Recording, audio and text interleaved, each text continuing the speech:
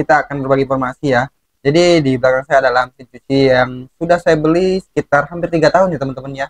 Nah di sini saya akan mereview beberapa kelebihan dan kekurangan. Ini masih normal ya guys ya. Jadi untuk di bagian penutup pengeringnya itu kadang-kadang ini sudah robek ya guys ya. Mungkin ini ya, mungkin karena waktu juga ya, istilahnya karena umur ya.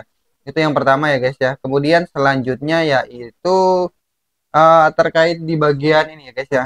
Jadi ini kan ada sensor ataupun yang buat ngeremnya ya guys ya. Jadi otomatis ini harus ngerem kan. Nah ini kadang-kadang suka kendor di bagian belakang, tapi itu kita bisa atasi ya guys ya. Kita bisa setting di belakangnya.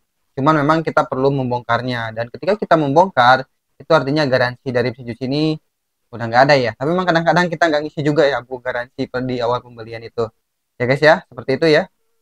Kemudian selanjutnya ini sebenarnya faktor penyimpanan juga ya guys ya. Jadi awal-awal itu dulu pada saat saya pindah ke rumah yang baru itu ini kondisinya masih setengah outdoor. Jadi mesin cuci ini kadang masih kepanas hujan gitu guys ya.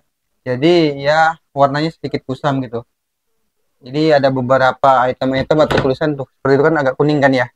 Jadi ini faktor penyimpanan sebenarnya guys ya. Ya namanya kalau mesin cuci 2 tabung ya guys ya, pasti ya kendalanya ya ini kan nggak sesimpel ataupun nggak semudah yang 1 tabung ya. Tinggal langsung, jadi ya prosesnya ya tetap harus 2 langkah ya guys ya. Jadi ini dipindahkan setelah kering, pindah sini ya guys ya. Itu kemudian selanjutnya di bagian cantolan ini ya memang rawan banget ya guys ya, rusak ya, tapi itu masih normal ya. Ini kita bisa akalin ya ataupun bisa kita modifikasi seperti ini, sudah bisa berfungsi kembali. Nah seperti ini, gantung dari kitanya juga ya guys ya. Jadi pencucian itu nggak boleh melewati kapasitas, kemudian untuk barang-barang tertentu juga itu nggak boleh masuk ya guys ya. Seperti misalnya koin atau apa itu kita harus jaga benar-benar, jangan sampai nanti terjadi nyangkut yang mengakibatkan kerusakan pada mesin cuci itu sendiri.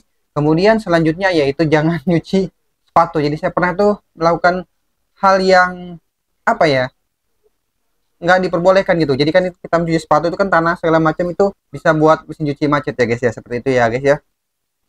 Nah terkait itu, jadi di bagian pembuangannya itu bisa kita sedikit modifikasi ya guys ya. Jadi kita agak taikan di sisi pembuangannya. Untuk kelebihannya mungkin dari segi harga ini cukup murah ya guys ya. Ya menurut saya sih mesin cuci ini dengan harga 1 jutaan ini cukup worth it ya guys ya. Oke, selain itu selebihnya ya mungkin kita tinggal penyesuaian aja guys ya. Jadi ada beberapa aksesoris yang mungkin itu termakan usia atau termakan cuaca. Jadi seperti di selang pembuangannya itu harus diganti ya guys ya. Jadi kayak kemarin tuh kan karena ini sudah lama dan juga sudah kena hujan panas, jadi di belakang tuh harus ada pergantian.